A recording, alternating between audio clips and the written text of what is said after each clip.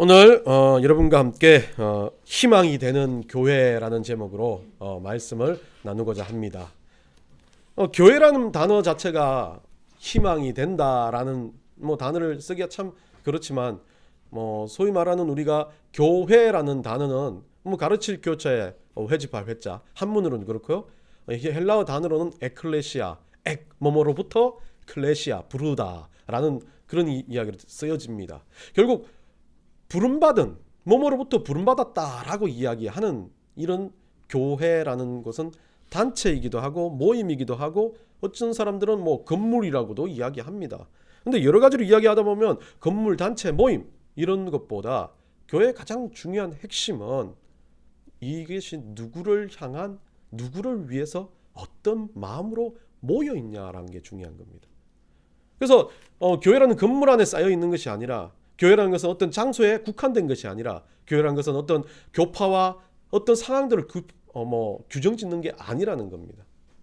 목사님이 있다고 교회가 되는 게 아닙니다.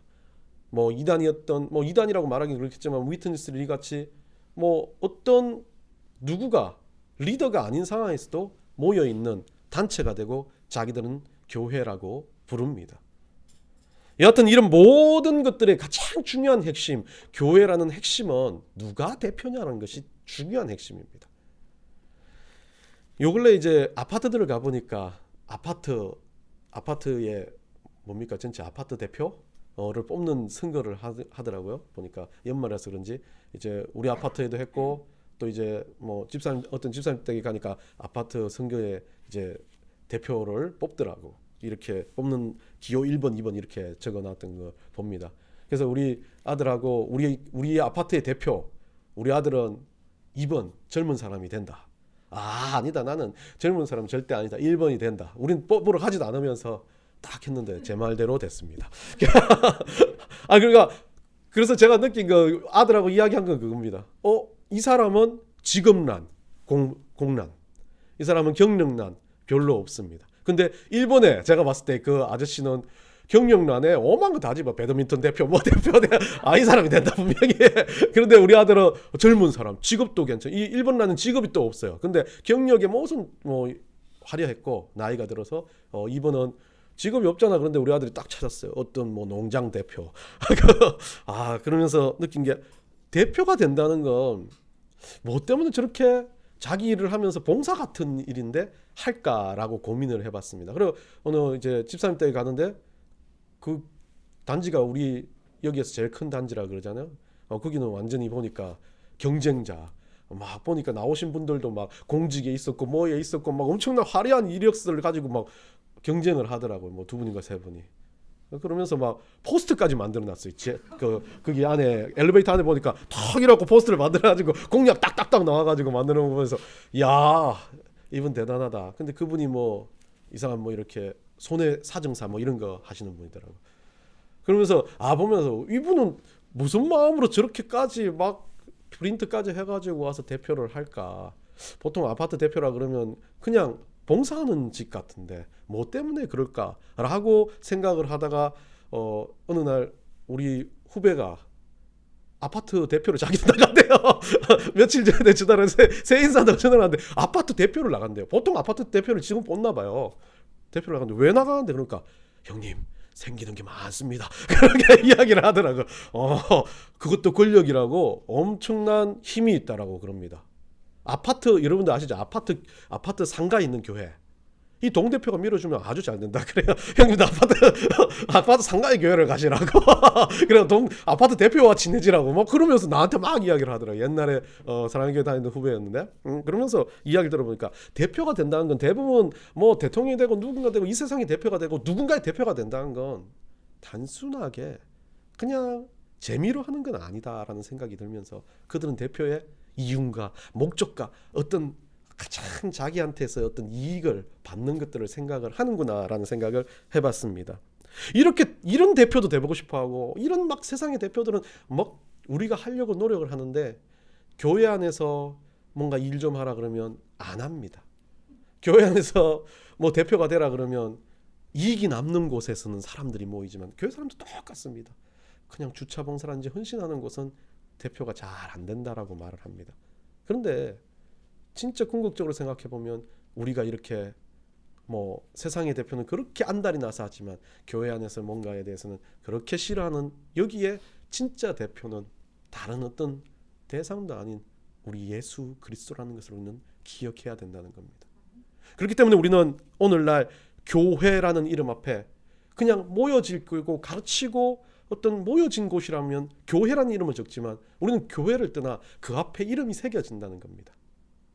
하나님의, 이거 하나님의 교회가 꼭 이단 같은데 예수 그리스도의 예수 그리스도의 교회이고 주님의 교회이고, 또 주님의 교회도 좀 애매해. 그 사람들이 왜 이런 걸 다 썼을까? 그런 우리 예수님이 주인이 된 교회라는 겁니다. 그러면서 또 이름을 내려줬어요. 우리한테는 뭐라고요? 우리의 사명감을 가진 넥스트라는 이름을 주신 것 같습니다. 별거 아닌 이름이지만 우리는 우리의 사명을 다음 세대, 그리고 다음, 우리가 이 순간이 아닌 다음 순간에 무엇을 할 거고 어떻게 예배할 거고 어떻게 주님 앞에 살아갈 건지를 고민하는 교회, 그렇다면 그 이름으로대로 사는 것이 진짜 우리 예수님이 원하시는 교회라는 겁니다. 그냥 모여서 흥청망청 끝나는 것이 아니라 우리 가운데 주인이 누구시며 그 주인이신 예수 그리스도를 우리가 어떻게 따르고 어떻게 주님 앞에 설 것인지, 어떻게 우리 공동체를 그 주님 앞에 걸맞게 만들어가고 세워갈 것인지를 고민하는 것, 그걸 바로 진짜 우리 예수님이 원하시는 교회, 희망이 있는 교회라고 생각을 합니다. 구약시대에 솔로몬은 조금 돈도 많고 지혜도 많은 사람이었습니다. 그러다 보니까 이 솔로몬은 엄청나게 능력을 받은 사람으로 주변에 있는 국가들이 조공을 바치러 올 정도로 대단한 그런 권세를 누렸습니다. 단순하게 솔로몬이 지혜만 있어서 그런 것도 아니었을 겁니다. 군사력도 강해지기 시작하면서 주변 사람들이 넘보지 못하는 국가가 되었습니다. 이 솔로몬이 그러면서 어떻게 합니까? 아버지 다윗 때 성전을 짓지 못한 그 성전을 솔로몬이 재개를 하면서 짓기 시작합니다. 그래서 솔로몬이 성전을 지으면서 솔로몬 성전 가운데 앞에 있는 그 성전을 바치는 기둥을 야긴과 보아스라고 그렇게 이름을 지어 놓았습니다. 솔로몬은 자기가 엄청난 부를 누리고 엄청난 대단한 왕이었지만 하나님의 성전을 짓는 것에 목숨을 걸고 하면서 거기에 뭐라고 이름을 새겼습니까? 야긴과 보아스. 그것을 바치는 것, 그 성전의 기둥을 바치는 건 야긴, 저가 세우시리라. 보아스, 그에게 능력이 있다. 다른 말로 하면 이 성전은 주님이 세우시는 거고 이 성전은 하나님의 능력이 함께 하시는 곳이다 라고 이야기하는 겁니다.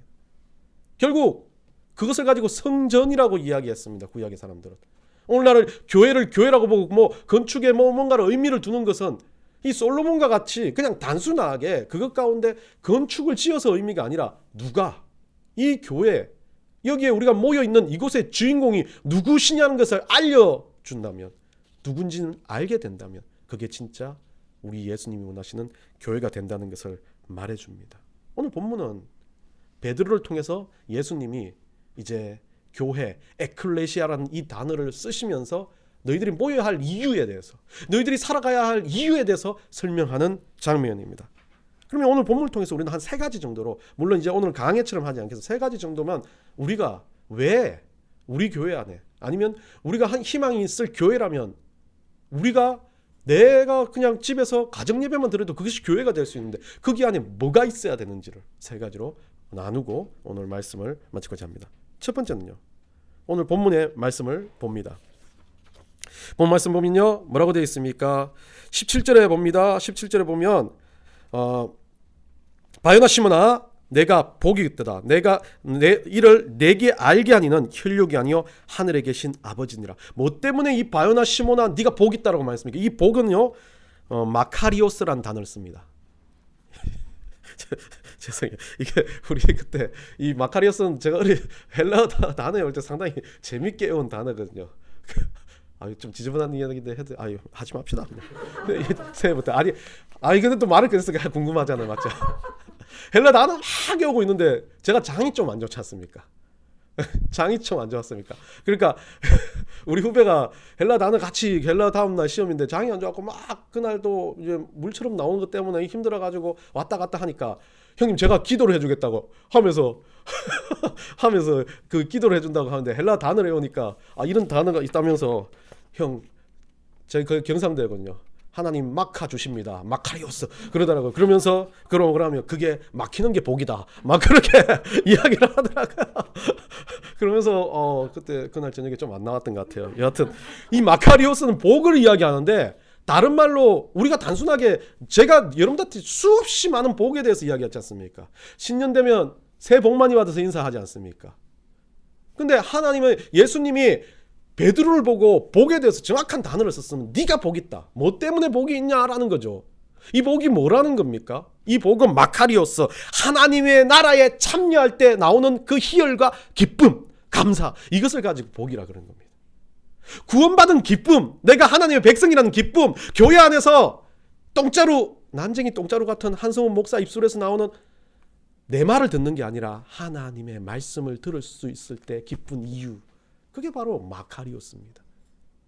그런데 오늘 본문에서는 이 마카리오스가 뭐 때문에 나왔습니까? 베드로의 고백입니다. 주는 그리스도시요 살아계신 하나님의 아들이니다. 너희들 나 누구야? 라고 물었습니다. 예수님이 나타나가지고. 지금까지는 누구도 예수님이 뭐 메시아다 선지자다 하면서 오락가락하는 상황이었습니다. 그런데 내가 누구냐 딱 물으니까 예수님 딱 말합니다. 예수님 우리의 구원자, 예수님 메시아. 주는 그리스도시요 살아계신 하나님의 아들이십니다. 라고 고백하는 베드로의 고백을 보면서 예수님 딱 던지는 말은 네가 복 있다. 세상의 어떤 복과도 비교할 수 없어. 로또 맞은 복, 아니 뭐 엄청나게 대단한 지식의 복, 엄청 많은 건강의 복, 그 복은 아무것도 아니야. 네가 받은 복이 세상에서 가장 귀한 복이다 라고 말합니다. 교회는 이 복이 있어야 된다는 거죠. 교회는 이 복이 들어와야 된다는 겁니다. 신년에 복 많이 받으세요 라고 이야기하는 거 제가 복을 안 쓰려고 노력해요. 그래서 은혜 충만해라 뭐 해라 복 단어를 안 쓰려고 그래요. 근데 복이 있어요. 그런데 이 복을 쓰면 뭐라고 생각합니까? 아이고 내가 요번에 공부 잘해서 또 좋은 학교 들어가겠네. 뭐 좋은 직장 생기겠네. 좋은 여자친구 생기겠네. 남자친구. 이런 것들을 복으로 생각하는 게 너무 많아요. 내 인생이 잘 풀리는 형통을 복이라 그럽니다. 그런데 그 인생이 잘 풀리는 형통의 위에 있는 형통이 이 복이라는 겁니다. 근데 누구도 똑같이 세상에서 잘 되는 것을 복이라고 생각합니다. 물론 저는 잘 됐으면 좋겠어요, 여러분. 세상에서 잘 되고 이 복이 있으면 얼마나 좋습니까? 그런데 때로는 세상의 복은 좀 없다 할지라도 이 복이 넘치고 충만해가지고 세상의 복은 아무것도 아니라고 느끼는 사람한테는 이 복이 진짜 복이 되는 겁니다. 그러나 여러분들은 세상에서도 잘 되는 그런 은혜가 있기를 원합니다. 그러면 이 다른 말로 하면 교회라는 것, 우리가 말하는 공동체 안에는 뭐가 있어야 된다니까? 주는 그리스도시요 살아계신 하나님의 아들이라는 고백이 있어야 된다는 거죠. 우리가 처음 신앙 고백했던 것처럼 우리가 신앙의 고백들이 넘쳐날 때 그게 바로 진짜 교회가 되어가는, 정말 제대로 된 교회가 되는 첫 걸음이라고 말하는 겁니다. 예전에 우리 후배 하나가 옥 목사님 설교를 들으면서 이런 말을 하더라고요. 옥 목사님이 그때 이제 말의 권세에 대해서 설명, 보통 목사님들 말씀 말하시는데 어떤 뭐 목사님이 듣든지 간에 그게 하나님의 음성으로 들리면 그때 음성이 되는 건데 이 친구는 늘 저하고 좀 비슷한 경상도 출신이다 보니까 약간 뭐 이렇게 거친 말들을 좋아하는 그런 스타일이었어요. 그러면서 이제 막 학교 가니까 이 약간 서울 애들의 잘남매 얘가 이기고 싶어서 막 거친 말 들었어요. 걔가 창원애였는데 막 거친 말 들었습니다. 저도 이제 그때까지는 성화되지 않은 사람이라 이 친구가 거친 말을 쓰면 옆으로 연계되는 단어들, 여러분들 그런 거 있으시죠? 기차가 가면 1번 기차 가면 2번 기차가 따라가지, 얘가 말을 하니까 그 다음에 호루 이렇게 나오면 나는 뒤에 나오지 않습니까? 그래서 호루라기 이렇게 나와야 되는데 호루 그래서 라기 똥똥빵빵빵 이렇게 아까 와 신세계를 얻듯이, 야 너는 진짜 은혜의 마법사다. 그래서 그날 그 친구하고 대학부에서 예배 드리고 난 다음에 이거 조모임 하는데 둘이 쓰는 거예요. 호루 쓰면 라기 땡땡 플러스 빵빵빵 쓰고, 그러면서 극하고 기기들고 놀고 있었습니다. 그러다 그 친구하고 예배를 드는데 오 목사님이 그렇게 말씀하시더라고요. 딱 그 말씀이에요. 말은 이어지는 거다. 와, 막 충격적이에요. 그래, 우리가 말하는 게 이어지고 있어. 막 기쁜데 그 말이 그런데 이어지는데 어떻게 사용되냐에 따라서 그 말이 끊어질 수도 있고 이어질 수도 있다. 내가 복음을 전할 때, 누군가를 칭찬할 때 그 칭찬이 한 번으로 끝나지 않고 주변 사람이 칭찬하면 그 칭찬은 배가 되고 뭐 더 차고 넘치도록 꾹꾹 눌러 담는 것과 같은 은혜가 있다라고 딱 말을 하는. 그리고 그 설교를 듣고 난 다음에 이 친구가 이제 대학부에 올라왔는데 자기가 딱 하는 말이 그거예요. 정말 이제 우리 욕을 쓰지 말고 칭찬을 써보자. 그래서 갑자기 왜 그런? 저도 이제 그게 은혜 받은 게 아니라 저는 그 말을 그냥 넘겼는데 이 친구는 은혜가 된 겁니다. 그래서 칭찬을 쓰는데 그 칭찬을 뭐로 쓴지 압니까? 그래서 성훈아, 너 참 말 잘한다. 저 칭찬을 쓰라고 그러니까 그 연음처럼 계속 했는데 그럼 뭐라고 말합니까? 말 잘한다. 그런데 저도 별거 없어. 너도.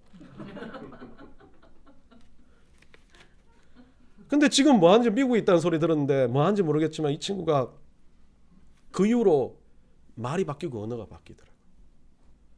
물론 저도 그 친구가 있으면서 제가 가지고 있는 경상도 말도 바꾸려고 노력을 했고 참 많은 것들을 하면서 느꼈던 게 그겁니다. 고백하는 건 이어지기 시작하고 내가 신앙 고백을 한 건 누군가 느끼기 시작하고 내가 신앙 고백을 한 게 그냥 단순히 나의 고백이 끝나는 게 아니라 우리 공동체 안에 있는 넥스 교회 안에 있는 누군가가 은혜를 누리는 출발점이 될 거라는 겁니다.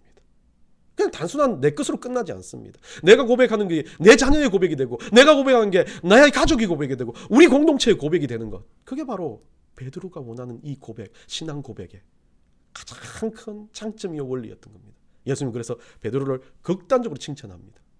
맞으니까요. 그리고 또 옆에 누가 욕심 많은 요한도 욕심 많은 마태도 따라하게끔 만드는 겁니다. 그러면서 은혜를 누리게끔 만들어가는 겁니다. 우리 교회는 이런 것에 대해서 민감해야 될 것 같습니다.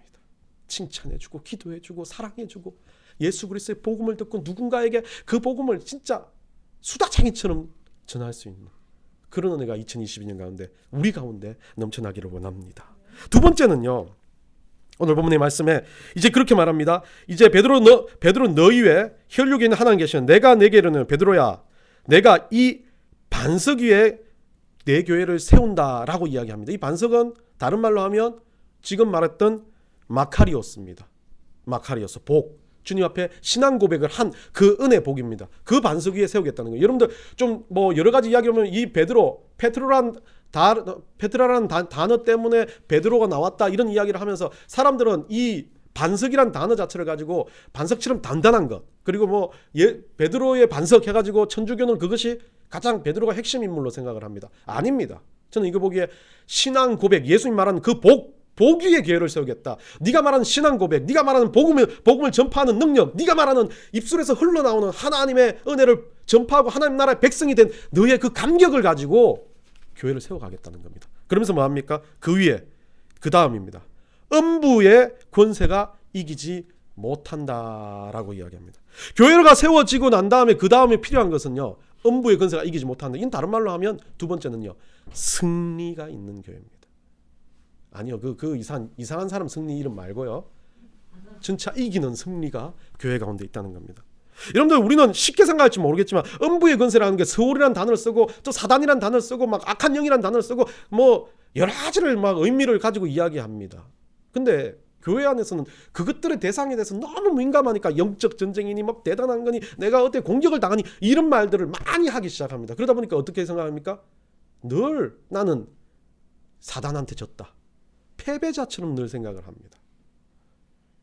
늘 교회 안에서 사람들을 말하면 막 사단 이야기하다 보니까 사람들은 꼭 사단 중독자가 된 것처럼 사단이 우리를 꼭 막 엄청나게 막 잡고 흔드는 것처럼 생각을 합니다. 그런데 사단은 벌써 예수님의 발끝도 못 갈 그런 존재였던 거죠. 그런 존재가 지금 와서 우리한테 깔짝거리는 이유는 우리한테 예수님한테 못했던 거 우리한테 화풀이 하는 거 아닙니다. 우리한테도 못 이겨요. 왜? 우리가 뭐였습니까? 우리는 복이 있는 존재. 우리가 신앙 고백을 한 존재라면 하나님의 아들이 되었고 하나님의 백성이 되었고 그리스도인 제자가 되었다면 우리 못 건드려요. 왜 그렇습니까? 내가 한 대 맞고 어디 가요? 아빠 주먹은 나 때렸어. 우리 하나님은 사람한테 그러지 않아요. 사람은 다 비슷하게 보니까. 근데 사단이라는 놈은 그래도 우리보다 조금 낫다 그러잖아요. 천사였으니까. 근데 걔가 나 때렸어. 뭐? 데리고 와. 딱콩 하면 사단 막 죽겠다고 그러냐. 그거 안 맞기 싫어도 우리 못 건드려요. 그걸 뭐라고 그럽니까? 성경에서는 승리라고 말합니다. 고린도전서 15장 57절에 이렇게 말합니다. 우리 주 예수 그리스도로 말미암아 우리에게 승리 주시는 하나님께 감사하노니. 사도 바울이 그렇게 고백하는 겁니다.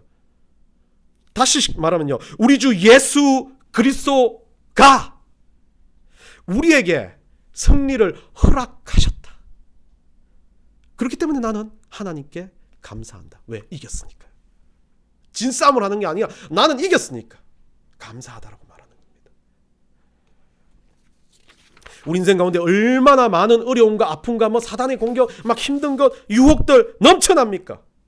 근데 우리는 정작 승리했던 이 승리의 간격을 느끼지 못하니까 그것에 대해서 늘 비교하기 시작하고 실패한 것처럼 생각을 합니다. 음부의 권세라고 말하는 이 서울의 고통스러움은요, 우리 경험해보지 못했지만 정말 지독하고도 지독할 겁니다.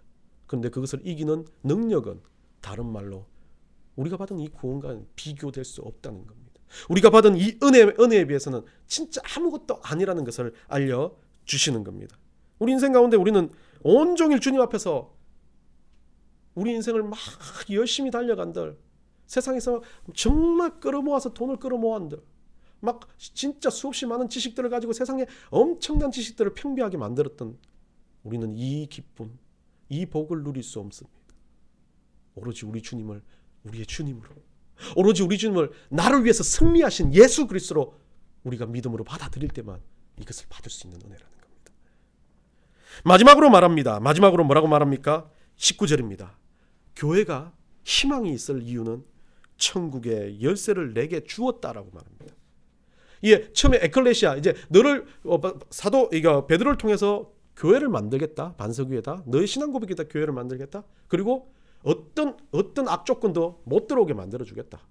그리고 마지막으로 그 모든 것들을 만들어내는 교회가 생기고 악조건도 못 들어오는 이유는 열쇠가 누구한테 있어요? 누구한테 있어요? 우리 하나님한테 있습니다. 근데 그걸 누구한테요? 누구한테? 우리 교회에게 주겠다는 겁니다. 다른 말로 하면 천국으로 가는 열쇠가 우리 예수 그리스도에게 키는 예수 그리스도에게 한데 그 열쇠를 우리가 어떻게 받았어요? 위임받았어요. 예전에 이제 누군가 차키를 잃어버렸습니다. 삑삑 차키를. 화를 냈어요, 제가. 그거가 잃어버리면 돈이 얼마고 아저씨가 와야 되고 뭔가 해야 되고 막 이야기를 했어요. 주저리 하니까 본인도 막 걱정이 돼갖고 찾고 또 찾았는데 차키가 없어요. 너무 힘든 상황에서 마음이 막 이제 짜증도 막 올라오고 서로 막 싸움하고 분쟁을 하려는 그런 상황까지 올라가는 상황에 차키를 찾았다 그러는데 이거는 말은 안 했지만 속이 막 답답한 게 확 내려가면서 그 차키 안에 얼마나 기분이 좋던지 차문을 열 수 있다. 이거에 수억만 배보다 높은 거예요. 천국의 열쇠, 죽음 가운데서 이길 수 있는 이 문에 들어가면 정말 영생을 얻을 수 있는 열쇠를 우리 가운데 일임했어요. 근데 우리는 어떻게 합니까? 문을 꼭 걸어 잠기고 숨겨놓고 그렇게 살아가는 인생이 되어서는 안 된다는 이야기.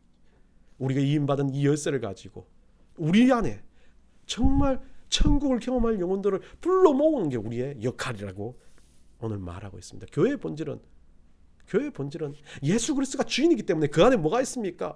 천국으로 가는 열쇠가 있다는 것을 기억해야 된다는 겁니다. 우리는 하나님 백성들입니다. 하나님 백성이기 때문에 우리는 벌써 그 천국의 맛을 봤습니다. 교회 안에서도 정말 집사님 얼굴만 보면 기쁨이 넘쳐나요. 천국의 맛을 보고 살아가요. 그런데 교회 문만 나서면 정말 짜증이 나 죽겠고 힘들어 죽겠어요. 그런데 그 순간에도 우리는 천국의 열쇠를 갖고 세상으로 나아가는 한 명의 교회로서의 역할을 감당해야 된다는 것입니다. 그러면서 오늘 본문의 마지막 부분에 이렇게 말합니다. 뭐라 그럽니까? 20절은 읽지 않고요. 본문 19절 끝으로 해. 내가 땅에서 무엇이든지 매면 하늘에서도 매일 것이요. 내가 땅에서 무엇이든지 풀면 하늘에서도 풀리라. 많은 분들이 이걸 해석하면서 기도에 대한 응답, 예 맞습니다. 그런 것도 해석할 수도 있고 여러 가지 자기의 의미대로 해석할 수 있지만 제가 오늘 여기에서 보는 이 말씀은요, 메고 풀리는 이 작업은 누가 하는 겁니까? 결국 어디서 해요? 하늘에서 합니다. 근데 그 앞에 조건이 뭐가 있습니까? 뭐가 있습니까? 누구요? 우리, 너, 내가 땅에서 깍 매면 하늘에서도 매인다. 내가 땅에서 열심히 풀어내면 하늘에서도 풀린다. 쉽게 말하면, 다른 말로 기도 응답도 될 수 있지만 우리가 하는 모든 우리의 인생들, 우리가 하는 모든 살아가는 일들에 대한 이야기를 하고 있습니다. 단순하게 하나님 앞에 확장되는 기도의 의미가 제가 말한 기도의 의미로 되어진다면 맞아요. 근데 우리가 말하는 그냥 하나님 앞에 그냥 형식을 갖춘 기도라면 이건 아닐 수 있어요. 우리 삶이 기도고, 우리가 가지고 있는 생각이 기도고, 우리가 가지고 있는 모든 인생의 삶의 모든 순간이 기도라면 하나님 그걸 이야기하고 있습니다. 내가 이 땅 가운데 누구한테서 힘들어가지고 막 꾸지람을 들었는데도 절대 웃어도 안 되고 안 되는데도 웃으면서 그 일을 넘을 수 있다. 하나님도 똑같이 그거에 대해서 느끼고 있다는 거예요. 성은 이 마음 알고 있어. 네가 하는 것만큼 나도 위해서 같이 하고 있으라고 이야기해 주시는 겁니다. 여러분 삶은 어떻습니까? 우리가 교회가 되고 하나님 백성이 되고 교회로서의 공동체가 된다는 건 하나님이 우리와 똑같은 마음으로 이 땅 가운데 우리를 통해서 동참해 주신다는 이야기를 하고 있습니다. 2022년 여러분은 어떤 하나님의 백성으로, 어떤 교회 가운데서 여러분들 신앙을 지키며 신앙을 보여주며 살아가시겠습니까?